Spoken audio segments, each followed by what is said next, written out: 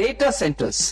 I propose to provide tax holiday till 2047.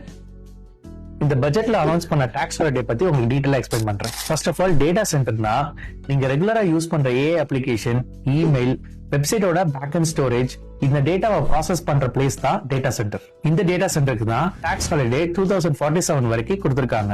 But இது எல்லாருக்கும் applicable கிடையாது. அதாவது ஃபாரின் கம்பெனி இந்தியால டேட்டா சென்டர் எஸ்டாப்ளிஷ் பண்ணி அவங்களோட ஃபாரின் கிளைண்ட்ஸ்க்கு சர்வீஸ் ப்ரொவைட் பண்ணா மட்டும்தான் இந்த டாக்ஸ் ஹாலிடே அப்ளிகபிள். இந்த பாலிசியை ஏன் இன்ட்ரோடியூஸ் பண்ணிருக்காங்கன்னா, ஃபியூச்சர்ல இந்தியாவை குளோபல் ஏஐ ஹப்பா மாத்துறதுக்காக. இதே மாதிரி ஸ்ட்ராட்டஜியை ஃபாலோ பண்ணி தான் அயர்லாண்டும் சிங்கப்பூரும் பெரிய பெரிய டெக் கம்பெனிஸோட இன்வெஸ்ட்மெண்ட்டை அட்ராக்ட் பண்ணாங்க. இந்த பாலிசினால ஃபியூச்சர்ல இந்தியா குளோபல் ஏஐ ஹப்பா மாறும். ஆனா இதை இம்ப்ளிமெண்ட் பண்றதுக்கு நம்ம massive land, cooling infrastructure, huge electricity provide பண்ண வேண்டியது இருக்கும். இதனால லோக்கல் ஸ்டேட்டுக்கு எலக்ட்ரிசிட்டி அண்ட் வாட்டர் ஸ்கேர்சிட்டி வரதுக்கு வாய்ப்பு இருக்கு. இது மட்டும் இல்லாம இதனால கிடைக்கிற எம்ப்ளாய்மெண்ட் பெனிஃபிட்டும் ரொம்ப கம்மி. இதுக்கு மேல இதோட பெனிஃபிட் ஃபாரின் கம்பெனிஸ்க்கு மட்டும்தான் இருக்கும். நான் முன்னாடியே சொன்ன மாதிரி ஃபாரின் கம்பெனிக்கு சர்வீஸ் ப்ரொவைட் பண்ணா மட்டும் தான் இந்த ஹாலிடே பெனிஃபிட் அவைலபிள் ஆகும். சோ நீங்க ஹியூஜ் அமௌண்ட் இன்வெஸ்ட் பண்ணி இந்த டேட்டா சென்டர் ஆரம்பிக்க நினைச்சா கூட உங்களால இந்த ஃபாரின் கம்பெனி கூட கம்பீட் பண்ண முடியாது. ஏன்னா ஃபாரின் கம்பெனிக்கு டாக்ஸ் ஃப்ரீ, உங்களுக்கு டாக்ஸ் அப்ளிகபிளா இருக்கும். இதுல கியூரியஸான விஷயம் என்னன்னா, இந்த பட்ஜெட் அனௌன்ஸ் பண்றதுக்கு முன்னாடியே அம்பானி குரூப்பும் அதானி குரூப்பும் ஃபாரின் கம்பெனி கூட கொலாபரேட் பண்ணி